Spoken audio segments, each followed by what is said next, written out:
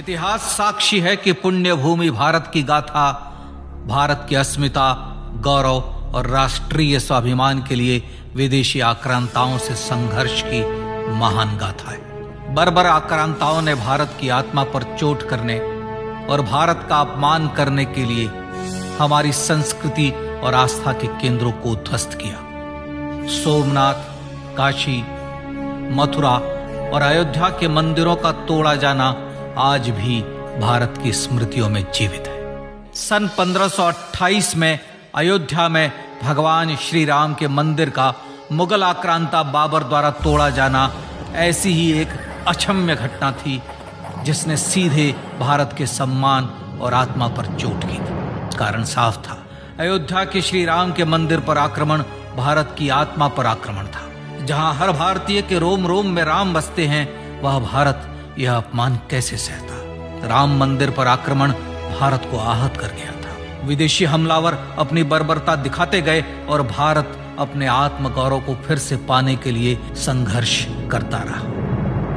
भारत रामलला के जन्म स्थान पर बाबर के नाम पर बने एक ढांचे को देखता और उसे हटाने का संकल्प लेकर शक्ति संजोया करता।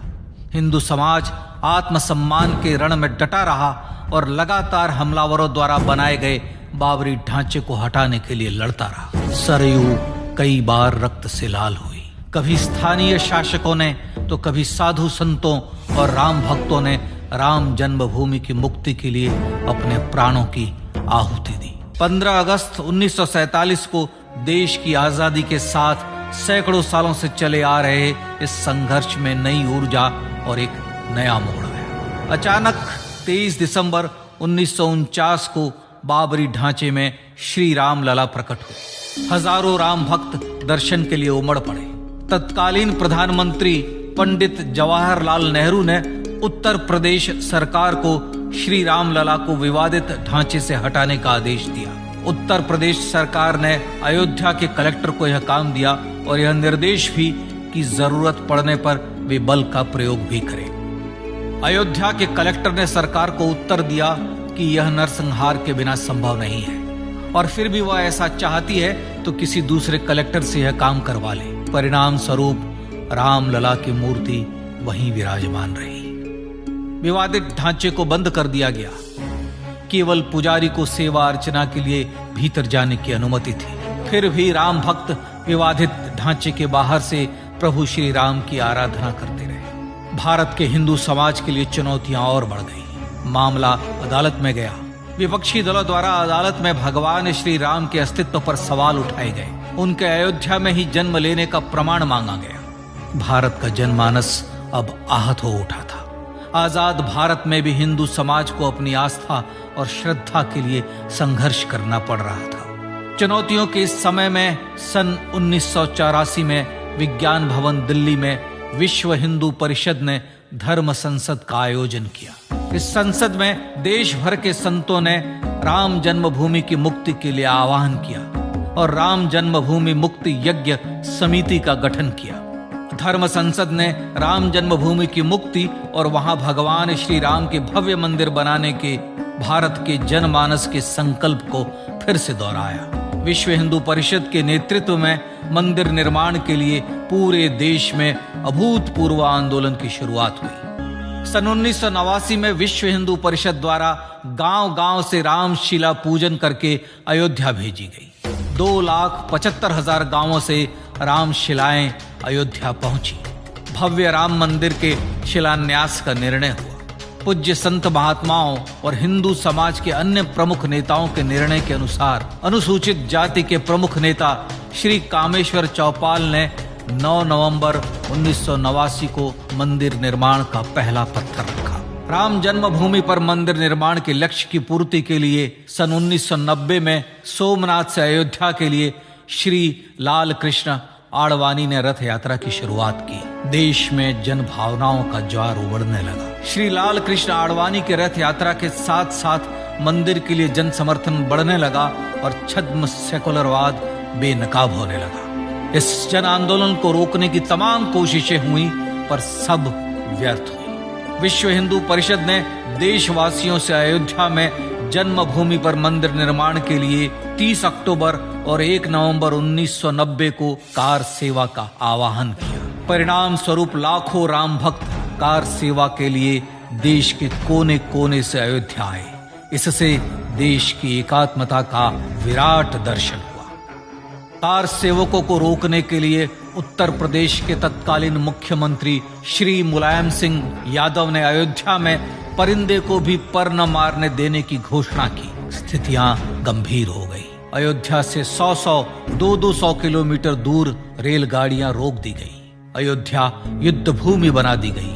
मार्ग बंद, रेल बंद, चप्पे चप्पे पर पुलिस। अयोध्या सैनिक छावनी में बदल गई। राम के गीत गाते, होठों पर हंसी और पांव में छाले लिए राम काज के लिए राम भक्त देश विदेश से अयोध्या पहुंच ही गए।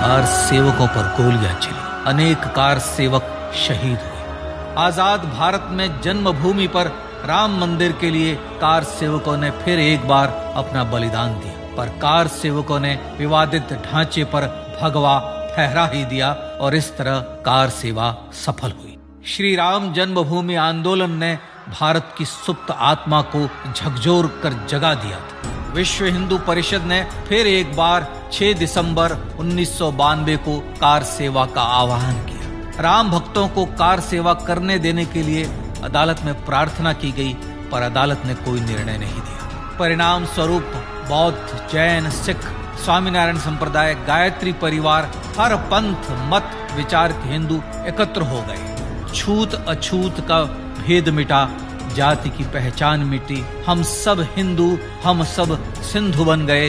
राम सिंधु में ज्वार उठा और देखते ही देखते 6 दिसंबर 1992 को श्री राम जन्मभूमि से बाबरी ढांचा सदा के लिए हट गया।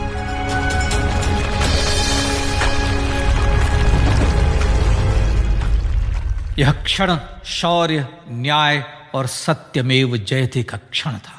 यह तो धर्मस्ततो जय का क्षण था। पर संघर्ष की गाथा यहां जाकर भी नहीं रुकी।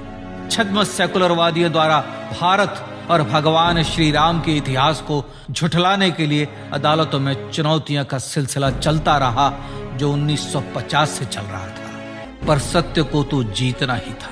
आखिरकार देश के सर्वोच्च न्यायालय के 5 जजों की खंडपीठ ने 9 नवंबर 2019 को ऐतिहासिक निर्णय दिया और यह कहा कि अयोध्या जन्मभूमि परिसर की पूरी 67 एकड़ भूमि रामलला की। और न्यायालय ने भारत सरकार को जन्मभूमि पर मंदिर बनाने के लिए एक ट्रस्ट बनाने का आदेश दिया। सर्वोच्च न्यायालय के आदेश के अनुसार भारत सरकार ने 5 फरवरी 2020 को श्री राम जन्मभूमि तीर्थ क्षेत्र नाम के ट्रस्ट का गठन किया और राम जन्मभूमि न्यास की भूमि जो सरकार द्वारा अधिग्रहित की गई थी, उसे ही नवनिर्मित न्यास को वापस दे दिया गया।